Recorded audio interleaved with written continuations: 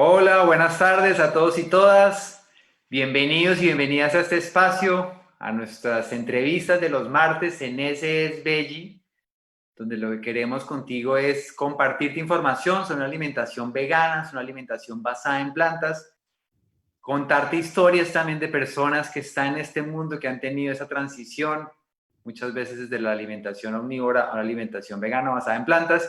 Y si tú estás de pronto pensando en que quieres comer menos carne, en que quieres de pronto comer más plantas, puede ser por salud, puede ser por el planeta, puede ser por los animales.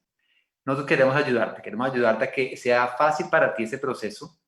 Todos los que coordinamos ese Veggie lo hemos vivido, entonces por eso queremos ayudarte a ti. Entonces, cada semana te traemos diferentes personajes, diferentes historias que contarte, y hoy quiero contarte que tenemos un invitado muy especial, un invitado además internacional. Él está en Canadá en este momento. Él es una persona que tiene un perfil muy interesante, es una persona que así como ha corrido ultramaratones, carreras de 176 kilómetros en un día, así como lo oyes, ultramaratones, es también coach en liderazgo, ha viajado mucho y de esos viajes ha sacado muchas experiencias que le han ayudado también en sus sesiones de coaching con empresas que lo hace.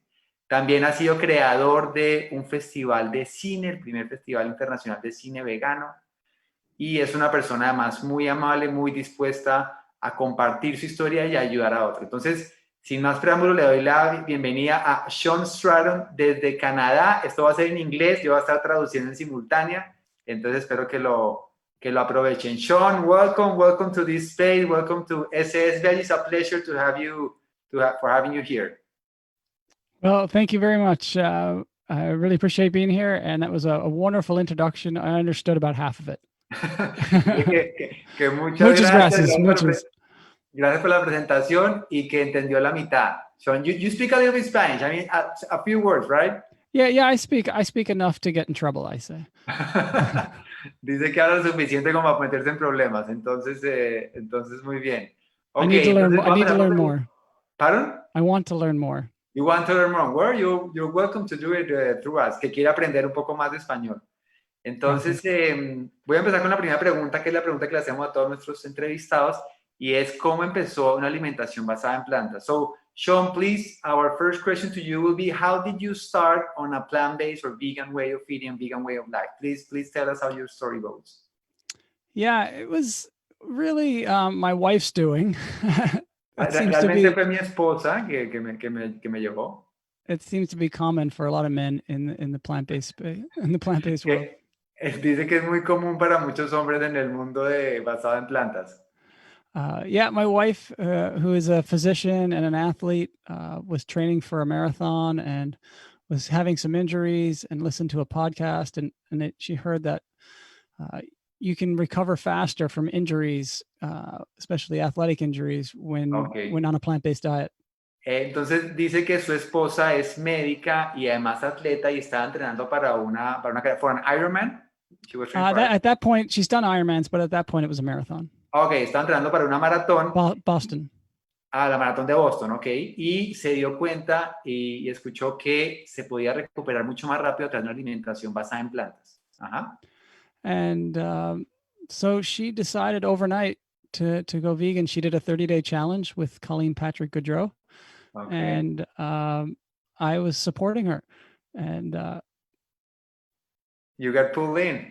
Yeah, I got pulled in. I don't know. So I was supporting her, and then, I gradually kind of got on board. I do most of the cooking, so I was, doing that way anyway. And I was probably a healthier eater than her anyway. And after I watched Forks Over Knives, then that was what put me over the edge, and I was like, okay, I'm going. Okay, very interesting. So, entonces, Shawn nos cuenta que su esposa descubrió que no, que tenía esta mejor posibilidad de recuperación. Hizo un reto de 30 días y se volvió vegana, y Shawn la estaba apoyando. Entonces Shawn decidió apoyarle y dijo, bueno, yo también voy a empezar. Él es el que cocina principalmente en la casa. Entonces empezó, y dice que cuando vio un documental que se llama Forks Over Knives, tenedores sobre cuchillos, que lo pueden ver, es muy recomendado, de hecho tiene mucha información. Entonces ahí fue que él ya dijo, yo ya estoy acá, me firmaron, pues, como decimos, ¿no? Ok. Yeah, for me, it just once I learned, so much about it, especially at the time, it was more the health benefits. It just seemed like, why not? If, Okay. if this is gonna, prevent the top three killers in our country, why wouldn't everybody do this? But Very, very, very good. Mira, dice que cuando se dio cuenta, cuando tuvo la información, especialmente en temas de salud, se dio cuenta que la alimentación basada en plantas puede, digamos, atacar o evitar a las tres principales causas de muerte. I'm guessing heart disease, cancer, diabetes. In Canada or in US, you're talking? Yeah, North America. North America, ok, sí. Problema del corazón, cáncer, diabetes, ¿no? Las enfermedades crónicas. Es como, ¿por qué no hacerlo? O sea, ¿por qué no hacer esto, no? ¿Por qué no? Ajá. Yeah, and that was pretty much it. She went overnight, and it took me about 3 months to fully come on board. So it's one of those things you have to do on your own time, and no one can be forced to do it, and everybody has to get there at their own speed. Ajá. Ok, sí. Entonces él dijo mi esposa fue de un día para otro, a mí me tocó 3 meses, pero ya una vez que estás, te das cuenta que es totalmente posible. So thank you, Sean. And I would like to ask you, how do you see how long ago was this? This was 2015, so about 5 years ago. Ok, esto fue hace 5 años, en el 2015. Entonces le quiero preguntar cuál es su perspectiva del movimiento vegano a nivel mundial y cómo ha sido esa tendencia de pronto que él ha visto, porque él ha estado involucrado en, digamos, diferentes aspectos. Ya vamos a hablar un poquito más, la parte deportiva, la parte un poco más artística y de producción y todo su tema de coaching. ¿Cómo ve ese desarrollo del movimiento vegano a nivel mundial y de pronto en Canadá y Norteamérica? So Sean, our next question will be, how do you see in these 5 years that I know you've been acting through sports, also through your film festival that we're going to talk about, and also through your coaching and leadership works that you do? How have you seen this development of all the vegan movement in the world, and maybe in North America, if you have numbers, and how do you see it? How has it been going from your side? Yeah, I think it's just growing very rapidly, more and more. And I think Canada is right up there. It's probably not the most progressive of all the vegan nations, but I see massive growth in interest in Facebook groups, as well as veg fests and in-person events up until COVID, of course. Okay. But yeah, I think it's a steady growth. I read a lot of the vegan business media and vegan business news, and it just seems time after time there's more and more businesses starting and taking over the world. Thank you. Él ve que es un movimiento creciente, que es un crecimiento constante. Él se mantiene también activo en lo que es las lecturas, digamos, informaciones de noticias del mundo vegano. Dice que Canadá quizá no es el top, digamos, en crecimiento, pero que igual sí hay un crecimiento. And so I don't know if you know anything about Latin America through what your activities. Have you been in contact with Latin America? Do you know any about the rest of the world, or just from North America? Yeah, not too much about Latin America, a little bit more about Europe. I lived in England 3 years ago for a year. And so we were vegan over there for a year and got into their whole system and their whole food choices and their veg fests. We fully immersed ourselves when we were over there. So I'm a little bit more familiar with Europe. And I think Latin America, I just read an article yesterday. I think it's the next hot space to take off in the vegan movement. Excelente, excelente. Sí, de hecho le estaba preguntando si sabía un poco de Latinoamérica. Me dijo que de Latinoamérica, digamos, no tanto anteriormente, que vivió un año en Inglaterra y perdón, vivió 3 años y durante un año fueron veganos allá. Hay un festival que se llama el Veggie Fest. Si alguien está interesado en conocer un poco más, lo puede buscar. Sí leyó hace 2 días un artículo de Latinoamérica leyendo que es el próximo como hotspot, ¿no? ¿Sabes? Como el punto donde va a crecer realmente mucho y está creciendo. De hecho, me adelanto a compartirles una noticia que es muy buena, y es que hay un diario de noticias que se llama Veggie que publica noticias en inglés y ahora va a empezar a publicar en español. Entonces abre todo el mundo a los hispanoparlantes información vegana, y no es vegana, por ejemplo, economía es vegana, empresas veganas, todo lo que sucede en la economía vegana. Entonces es una muy buena noticia. Sorry, Sean, I was telling about the economies. I think you understood me. Actually, you sent me, de hecho, él me mandó el link que iba a leer en español.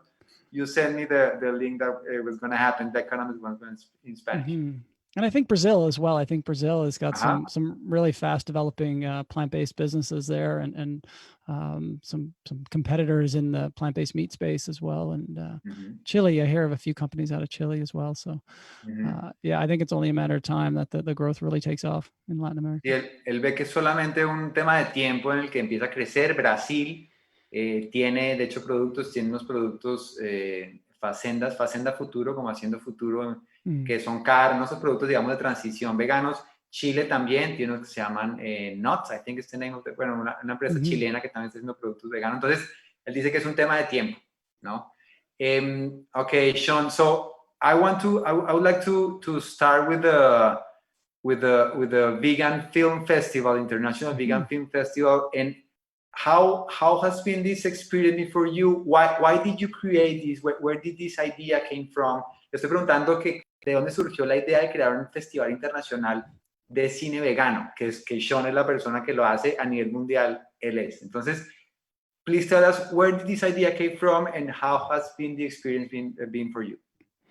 Yeah, I guess when I was in England, and I really, we'd been vegan for about 3 years then, and was really getting more passionate about it, and wanting to get into the space, the plant-based space, the vegan movement, and see community, and see how I could um, serve that community, make an impact on that community based on my skills and experience, and did some soul searching and some looking around. And I come from kind of an event management background, leading wilderness expeditions and planning triathlons.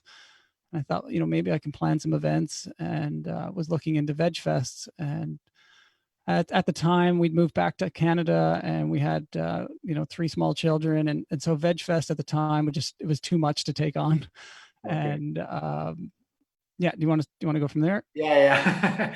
Entonces nos dice que él en Inglaterra se inspiró, estaba participando en el Veg Fest y bueno, realmente fue su intención de querer compartir con las personas el mensaje y que más personas no poder comunicarlo. Entonces, cuando está en Inglaterra empezó pues a trabajar a pensar en esa idea y cuando volvieron a Canadá con su familia, eh, él, no les contamos, pero Sean además es papá de 3 chicos, de tres chiquitos que están ahí alrededor de la casa. Me decía que ojalá no hagan mucho ruido.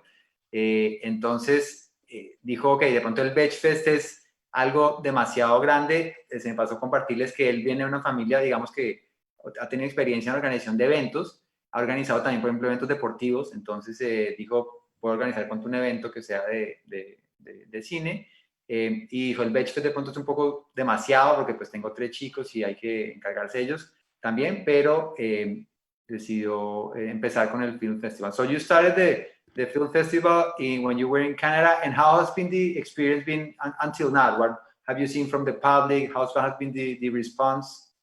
Yeah, so just to finish that, when I moved back to Canada, I decided that a Veg Fest was too much for me. And there's been a film festival over the years that I've been really inspired by, that I've seen many times. It's the Banff Mountain Film Festival. I believe it goes to Latin America, every country probably in Latin What's America. the name? Sorry, what's It's the called the name? Banff, Banff, Banff. Banff is Okay, a mountain town in the Canadian Rockies.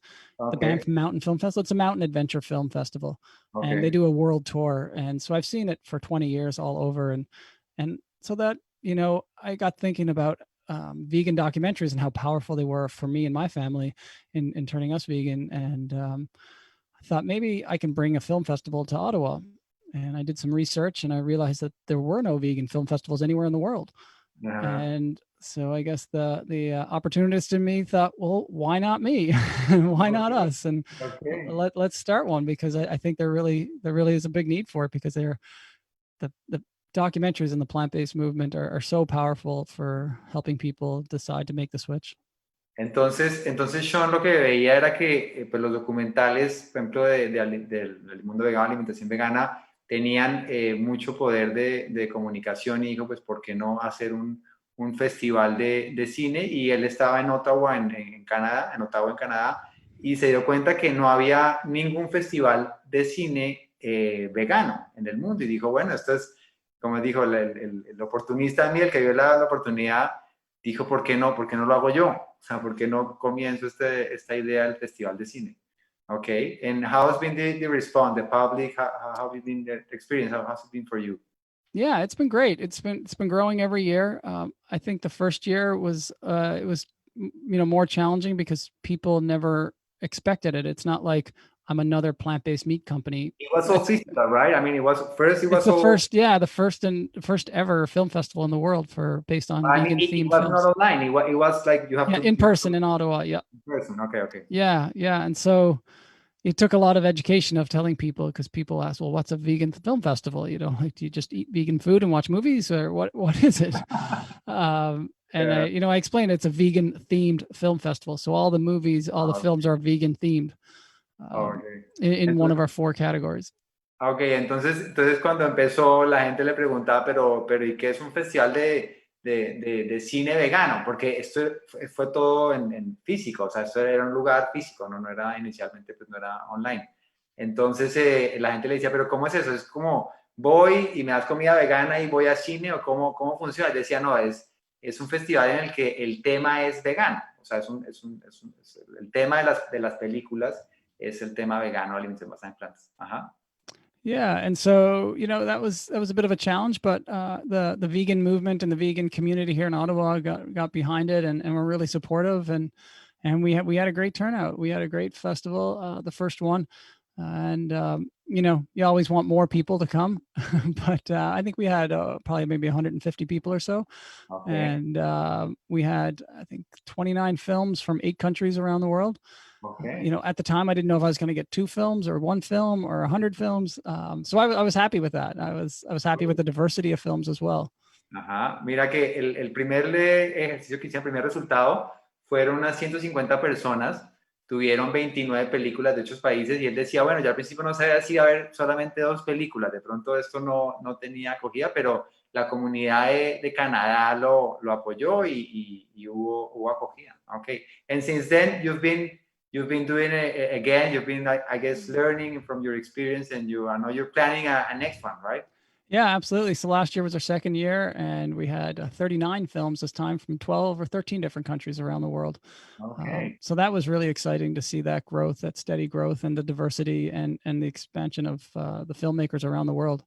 Ok, entonces el año pasado fue la segunda versión, tuvo 39 películas de 13 countries, right? 13 countries. 39 películas de 13 países, muy contento de ver ese crecimiento. I'm guessing now with the pandemic, with the COVID, things changed for you. I mean, no way of doing it physically for the moment. How has that been, that opportunity, let's talk in positive terms, for you during this pandemic regarding the festival? Yeah, well, before I go into that, let me backtrack a little bit. So the first 2 years, I've always, when I started the festival, I always wanted to have a world tour with it. And so I didn't want it to be just an Ottawa event once a year. I wanted to have kind of a best of the best of the short films screened around the world. So I started that from day one, working with local hosts and communities around the world, and they would purchase the festival. They'd pay a license to purchase the festival. And I would kind of give them a festival in the box, and they would organize the screening. They would do the marketing and ticket sales, and we would put together the festival for them, basically to press play and host their own event. And so we had 5 or 6 of those in the first year. We had about 13 planned for last year, or for this year. That would be ending end of August. And so it's great. The world tour is greatly growing, and that, ultimately is my goal, is to have these in-person world tour events all around the world. I'd love to have 100, 200 events around the world, all over Latin America, all over Europe, and beyond. We can do it, yeah. Entonces, muy interesante lo que nos cuenta. Le pregunté de la pandemia y me dijo, no, pero un momento, quiero dolerme antes, porque hay algo muy interesante, y es que él visualizó que que esos fueran como un tour a nivel mundial de los festivales. Entonces él buscaba una persona en diferentes partes del mundo para que organizara el festival, le daba como toda la logística y toda la parte operativa para que lo pudieran hacer. Entonces hubo también buena acogida de esa figura, y su idea también es, y si hay algún de pronto productor no sé, alguna persona que le pueda resonar esto, se puede pensar en hacer algo así en Latinoamérica, en Colombia o en Latinoamérica, hacer algo similar. Hoy en día online pues facilita mucho. Entonces, para que sepa que Shawn está abierto a esas opciones. Igual aprovecho para decirles que acá abajo Jorge nos está poniendo la página de Shawn Stratton, si alguien lo quiere contactar. I'm telling everybody that about this opportunity for Latin America. If anybody wants to contact you, the link to your webpage is there. So if maybe somebody says, okay, yeah, I want to do this here in Latin America, so they absolutely. can. Okay. Yeah, absolutely. And we are working on Spanish translations. We don't have them yet at this point, or the last couple of years, but this year I think we might be getting a team together to work on doing some Spanish translations. Excelente. Está diciendo que están trabajando en buscar traducciones al español de las películas, porque ahorita pues hay uno que se va a hacer prontamente, entonces de pronto pueda que lo incluya, si no en este, pero en los siguientes, pero tiene esa idea de igual apoyar o que el público latinoamericano también nos podamos beneficiar de esta opción. So thank you. That will be really interesting when you do the next festival. You tell us, and we will share it with the community here, so that everybody can attend. Yeah, and if anybody listening has experience with translations and films, get in touch, and maybe you can help us out a little bit. Muy interesante. También otra oportunidad, si a alguien le resuena hacer traducción para películas, pues que se contacte con Shawn, porque de pronto ahí pueden hacer alguna sinergia. Excellent, Shawn. Thank you. There maybe something comes out of here. Yeah. And, Shawn, do you want me to go how the things have changed with COVID? Yeah. Go ahead, please. Yeah. So, when COVID came around in the spring, I was kind of, wondering back and forth, is it going to happen? Because it happens in October. The festival happens in October every year. And we thought, one way that, it'd be long gone by October. But as the time creeped on, we realized that, I better jump on this and turn it into a virtual festival. So we're not caught come September and not prepared. And so about a month ago, we fully embraced going virtual with our festival in 2020 and are excited about that opportunity. There's plenty of opportunities. I can tell you a little bit more about that. Ok, entonces nos dice que estaba, pues ahorita con el COVID, claro, todo se volcó online, pero también ve que pues hay una oportunidad y ahorita pues está planeando todo para hacerlo el siguiente totalmente igual, hacerlo nuevamente online. Entonces se ha adaptado a esas, digamos, a la necesidad, buscándolo hacerlo online. Entonces creo que eso facilita también el acceso para personas como, por ejemplo, el público latinoamericano. So thank you, Shawn. I want to talk next about how did you came up with the idea to run a 100-mile race? I mean, yo quiero preguntarle cómo se le vino a la cabeza correr una carrera de 100 millas, que son 170 kilómetros en un día, ¿no? Esto es en una sola tirada, para el que no... Si alguien ha pensado en correr una maratón, que son 42, que uno dice, pucha, una maratón es bastante, ¿no? Bueno, estos son 170 kilómetros en un día, una ultramaratón. Entonces, ¿cómo fue que se le vino a la cabeza decir, oiga, voy a correr una ultramaratón? What were you thinking about when you decided, okay, I want to do this 100-mile race? Yeah, when I first signed up, you take a big deep breath and you press enter. But I was excited. When I first signed up, I was excited. It's one of those, they call it in English, we call them big, hairy, audacious goals, BHAG goals. And the best goals are the goals that excite you. And this goal excited me. And every day it was on my mind until race day. But it wasn't just let's get off the couch and sign up for a 100-mile race. I've been building to this for a long time.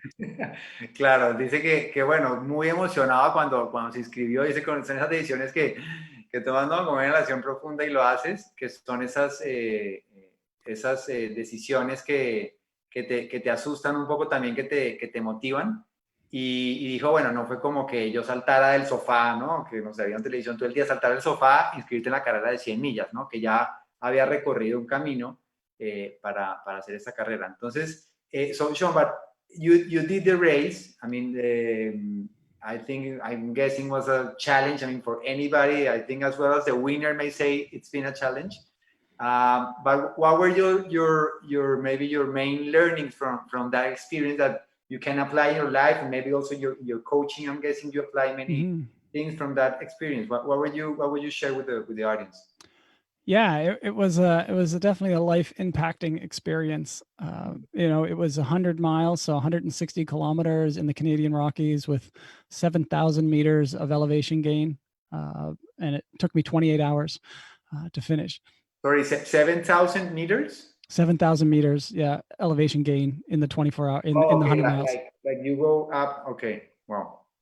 Entonces dice que son, bueno, la carrera son 160 kilómetros, me pasé ahí por 16, pero bueno, 160 kilómetros, que hay 7.000 metros de variación de alturas en las montañas rocosas in the Rocky Mountains, right, you Yeah. were saying? Yeah. Okay, la montaña rocosa, entonces no es como que estés todo el tiempo en una calle corriendo, sino además esto es por las montañas, entonces pues el reto no es la distancia también, sino las subidas y las bajadas, imagino. Yeah. So it was, yeah, I wanted an epic experience, and that's what I got. Okay. They always say, you know, 100-mile race never goes as planned, but the thing that doesn't go as planned is never what you thought was going to happen. Ok, dice que bueno, que en una carrera de 100 millas nada sale como lo planeaste, pero, sorry, could you say that again? It's confusing. Basically, something's going to happen, but it's not what you expect. Ok, básicamente dice, algo va a suceder, pero no es lo que tú esperabas. ¿No? Como que nada sucede como estás planeado, pero algo sucede.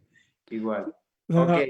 Yeah, sometimes you think you're going to lose nutrition, or you might get a stomach sickness, or you might sprain an ankle, or you might fall. And so those things I was kind of mentally prepared for, but I ended up getting very dehydrated about halfway through the race. Okay. I didn't quite realize I was that dehydrated at the time. And so I almost quit. I tried to quit the race. Ok. Entonces él dice él dice que no, digamos, se preparaba para de pronto un tobillo, un tema de nutrición, mentalmente estaba preparado para eso. Entonces dice que durante la carrera tuvo momentos, se deshidrató mucho en la mitad de la carrera, estaba muy deshidratado y pensó en abandonar, pero sé que no abandonó. You didn't quit, you kept No, going. I was they have these checkpoints along the way where you can get some water and food and that. And I was at a checkpoint, and the volunteer there, he said, no, I'm not letting you quit yet. Oh. He said, you have 5 hours until the cutoff that you have to leave here. So you have lots of time. Why don't you just take a rest for half an hour, drink some soup, and see how you feel. And so I said, I guess so. I have nowhere else to go. And so I just drank soup, and I drank soup broth. And within an hour, I stood up and I was going to go to the washroom, and I thought I was about to like pass out, but I stood up and felt great. Oh, ok. Entonces nos cuenta que hay diferentes puntos como de chequeo durante la carrera, y en uno en el que ya estaba que decía no puedo más, el voluntario que estaba ahí le dijo no voy a dejar que tú abandones, te quedan todavía 5 horas para el momento de cierre, entonces ¿por qué no descansas un poco? Toma sopa. Entonces eso fue lo que hizo, tomó sopa, descansó un poco, y cuando se paró que quería ir al baño dijo, no, me siento bien, la verdad que me siento bien para seguir. So I guess the process is mental. I mean, Yeah. Physical versus mental, I mean, it's almost mine, right? It is a bit of, you know, it's definitely both. Like, obviously, physically, I was dehydrated, and so that affects you mentally. And physically, I could barely go on at the time, but I took a break, I reevaluated, I got some fluids in, and I still had another 12 hours to go. But those 12 hours were phenomenal. I was in the best of mood, and this was going into the nighttime now. So this was about 8 o'clock at night. And so I ran all night long until about 11 a.m. the next day. Wow. And I felt great after I took that rest and reevaluated and rebooted my whole system. Le estaba preguntando que si era entre mental y físico, ¿no? Y decía, claro, pues sí es muy mental, pero claramente físico, porque estaba deshidratado y eso afecta pues también la parte mental. Pero dice que cuando hizo esa parada, que le quedaban todavía 12 horas de carrera, entonces que se sintió súper bien, que se sintió muy bien, que siguió ¿no? y terminó sintiéndose, o sea, se sintió bien, ¿no? Y le faltaba todavía bastante. Yeah, at one point I didn't urinate for 7 hours. Ah, que pues durante un punto o sea, no evacuó, no orinó por 7 horas. Creo que you were really dehydrated, and I'm guessing your body was taking everything he could grab on. Yeah, but yeah, and so I finished in 28 hours. Only 25% of the people that started finished the race in their allotted cutoff time. Mira, un dato muy interesante, dice que solamente el 25% de las personas que hacen la carrera la terminan. Entonces, imagínate la cantidad de gente que se queda en el camino. Entonces, I'm guessing from this experience you have, I mean, you have a applied in your life? I think I see this very. I've done a marathon. That's as far as I've been, but it's a lot of mind, right? Like it takes you a lot of like mind challenging. Your mind tells you no, you can absolutely you can do it. So what would you think would be like the main 3 learnings from that kind of experience that you really could apply in life? Yeah, it is definitely, a mental experience in the going through it, but after it, you just once you run 100 miles, you're like, I can do anything. Excelente. Pero no translate that. Dice, le pregunté cuáles son las 3 enseñanzas principales y dice, bueno, es que una vez que corres una carrera de 100 millas, tú dices, yo puedo hacer lo que sea, ¿no? Sorry, you were vegan. I mean, this was last year, right? Yeah. Okay, el año pasado él estaba vegano. I think that's maybe a learning from, maybe not from you, but for the rest. A lot of people say, okay, as vegan, you can be an ultra marathonist, right? Yeah, I have friends, from time to time that say, "Oh, I could never be vegan because my energy level would be so low." And I would say, "Well, how many kilometers are you running a week?" Because I'm running about 100. Buenísimo. Entonces dice que no, le preguntaba que claro, hay personas que de pronto le dicen, no, es que yo no podría ser vegano porque voy a estar débil, ¿no? Entonces él dice, bueno, ¿cuántos kilómetros corres? Porque yo estoy corriendo 100, ¿no? ¿Cuánto estás corriendo tú? Entonces está como la prueba, oye, no es así, ¿no? So that was definitely a big lesson of, once a mind is expanded, it can never be shrunk kind of feeling. And, other ones, like, I think sometimes when you're, when you're stuck, you sometimes just need to stop and reevaluate and take a break. I think sometimes when we're stuck in whatever we're doing, we try to keep pushing through, and we keep banging in that wall when really we need to stop. And maybe instead of keep going this way, we need to take our turn and go this way. And so for me, that break I had to take on more fluids really allowed me to reevaluate and take a break. And then I came home with a whole new perspective. Excelente, thank you. Entonces nos comparte que él ve como enseñanza también de vida esa necesidad de, ¿sabes? Como parar en un momento y reevaluar. Él sintió que esa parada que hizo, que estaba por abandonar, que fue ese momento de reevaluar, que no se hidrató y repensó y siguió, porque hay momentos, él dice, como enseñanzas de parar y evaluar si sigo en esta dirección o cambio de dirección, hacer esa evaluación. Very, very positive, very, very good. Thank you for sharing that. Yeah. And regarding your coaching, I mean, are you still active or do you apply? You wrote a book as well, right? Mm-hmm. Okay. Yeah. Él ha escrito un libro, estoy preguntando sobre sesiones de coaching, él escribió un libro también. How do you apply? I mean, you are like in many different areas, you're active in many different areas, you are this ultra sports, the Vegan Film Festival, a father of 3 children, and also a coach. How did you put all your learnings into the coaching? Or how does that work? Or I will rephrase that. How do coaching and also veganism interact? Mm-hmm. Yeah, well, my background is leading wilderness expeditions, to teaching leadership on wilderness expeditions. I did that for about 15 years. Okay. And so leadership has been my background, teaching and coaching. I did a master's in leadership about 6 years ago. And from there, I've been working for the last 8 years, consulting with corporations in leadership development. That was kind of separate from the vegan movement side of things, but it is all blending together now. Ok, entonces nos cuenta que él tiene 15 años de experiencia en coaching, organizó varias sesiones, expediciones, digamos, a ambientes, a lo salvaje, digamos, al mundo natural, para tener enseñanzas de liderazgo también, y que se ha dedicado también a hacer coaching a empresas, to companies, right? You're doing coaching to persons? Okay. Mostly to corporations, doing leadership retreats, corporate team building events, and then keynote speaking at conferences. Okay, entonces, principalmente ha sido como enseñanzas y coaching a empresas, y también presentaciones que hace con corporaciones, y dice que ahora todo el veganismo se está como uniendo con el tema del coaching. So you're applying all your vegan learnings to your coaching sessions as well right now?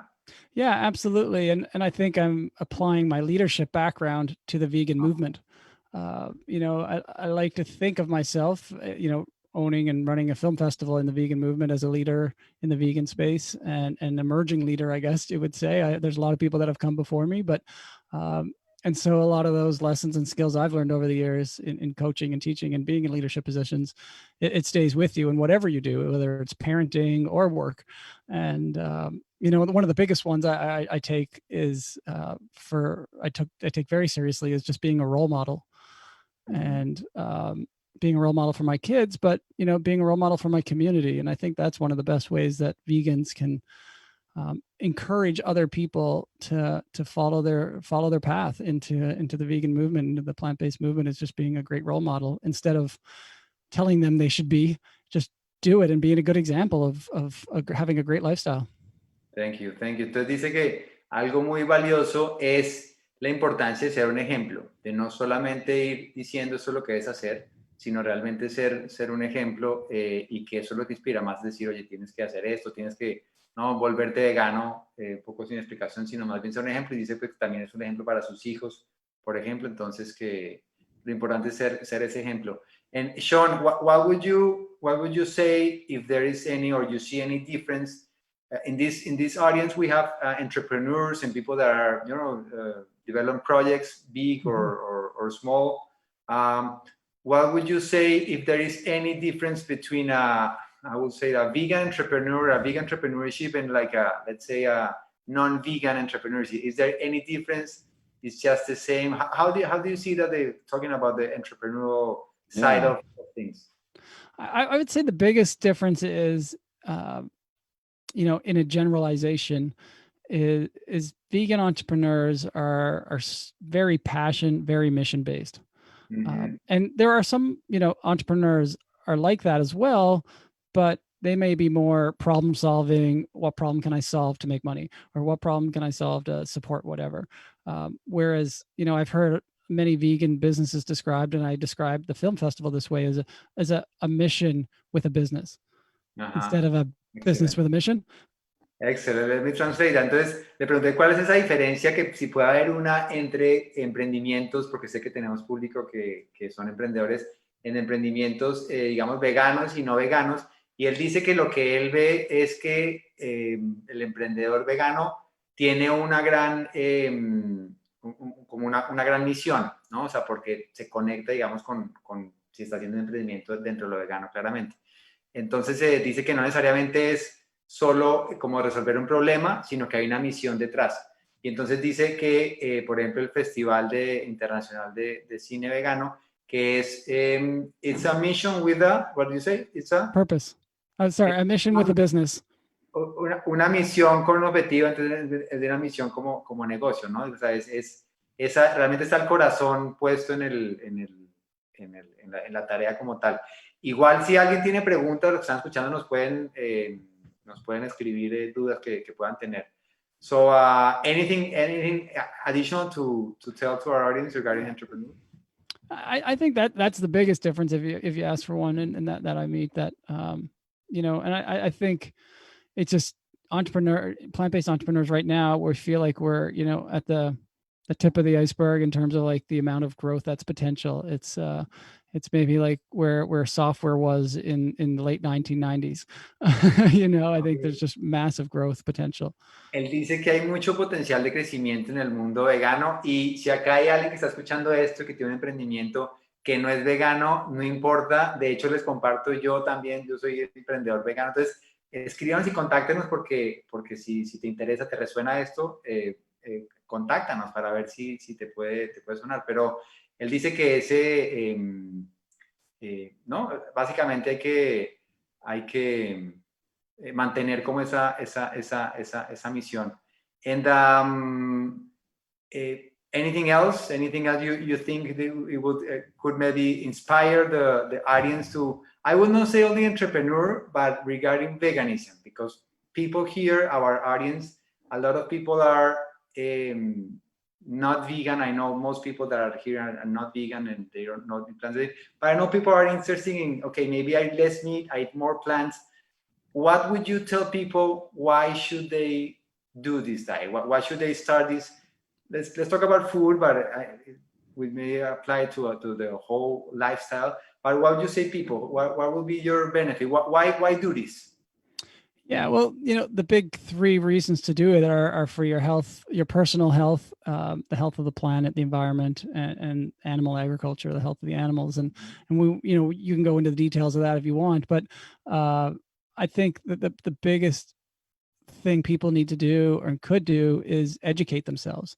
So watch some of the big documentaries out there. There's plenty on Netflix with vegan themed films. There's others out there as well. Read some books. And I think the more people educate themselves on the benefits of veganism, it just becomes a no-brainer, we would say in English. I'm not sure how that translates, but it just becomes an easy decision once you educate yourself. Excelente. Entonces dice que le pregunto que cuáles son las razones para llevar una alimentación basada en planta, alimentación vegana, y dice pues los tres principales, ¿no? Tu salud, el planeta y los animales. Invita a las personas que estén interesadas a ver documentales, a que lo hagan. Hay muchos documentales que hablan de estos temas, todos los beneficios. Y dice que una vez que estás informado, tienes la ocasión, es, como dice en inglés, no-brainer, que es como, no hay duda, o sea, ¿por qué no hacerlo? O sea, es como, no tengo que pensarlo más, porque ya que tengo toda la información, sé que esto es lo que hay que hacer, ¿no? Entonces, thank you for sharing that. I have one more thing I can just add something else to that. Sorry, go ahead. Well, I can add two things. For me, it was health, and it always is health first for me. Some people it's animals, some people it's planet first. For me, I can't help animals. I can't help the planet. I can't help my family if I don't have my health. That's how I look at it. I can't help anybody else if I don't have my health.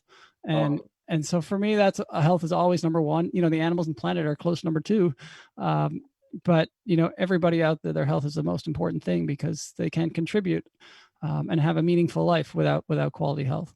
Excelente. Shawn nos dice que para él lo principal ha sido la salud, y porque sin salud no tienes nada. O sea, sin salud no puedes ayudar a otros. Dice que no puedes ayudar a los animales, no puedes ayudar al planeta si tú no tienes salud. Entonces la salud ha sido lo primordial para él, porque dice, pues si yo no estoy bien, no puedo tampoco ayudar.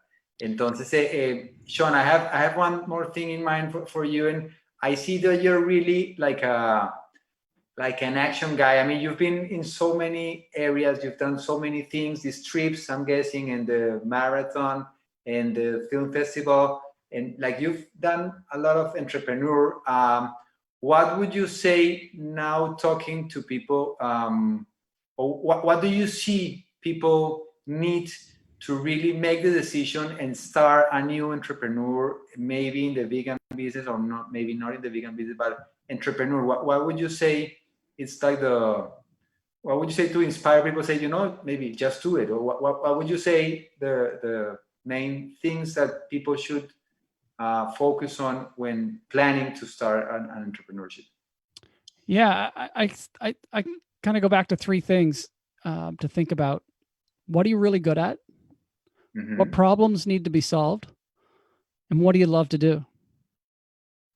Qué bueno, muy claro, very, very precise. Mire, muy, muy claro. Entonces le pregunté que cuál es el consejo si quieres hacer algo. Entonces dice iniciar un emprendimiento. Entonces, ¿para qué eres bueno?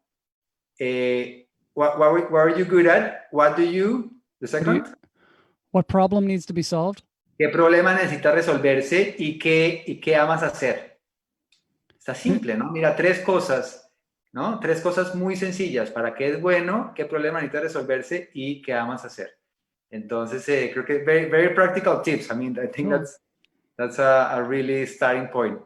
So, well, thank you, Shawn. Our time is almost up. So thank you, Shawn, for being here. Thank you for your energy, for sharing all your experience and all your life experience with us. Hopefully, we'll get to see the film festivals here in Latin America soon. And I don't know, maybe if you come to Latin America, of course, don't hesitate to get in touch with us.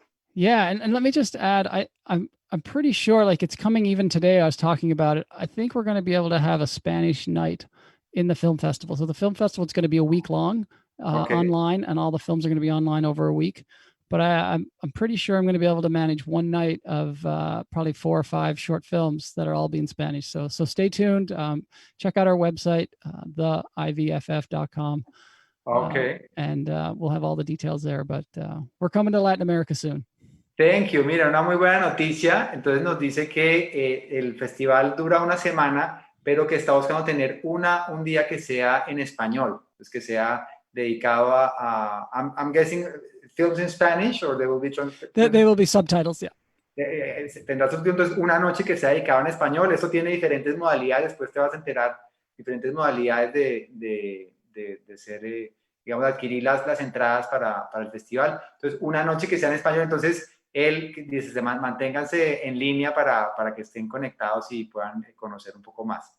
Excelente. Entonces, thank you, Yeah, Shawn, mucho again, for your gusto. time, for sharing with us, and we'll stay in touch. Y decirle a todo Absolutely. el público que si quieren contactar a Shawn, que busquen su página, una persona como él muy interesante, que ayuda no solamente en temas de alimentación, en su coaching, en el festival de cine. Entonces, es una persona multifacética que está dispuesta a apoyar. Thank you, Shawn, again for your time, and we'll keep in touch. All right, thank you. Ok, Mucho bueno, gusto. con mucho gusto. Hasta luego. Hasta la vista, it's a classic one. Hasta la vista, baby. Ok, Shawn, thank you again very much. Gracias a todos por estar conectados, por esta sesión. El jueves, acuérdense que el jueves tenemos clase de cocina a las 5 de la tarde para que sigan profundizando en su alimentación, y en una semana nos volvemos a ver acá con más personas y más historias que contar. Bendiciones, una buena noche para todos. Chao, chao. Bye, bye, Shawn. Chao.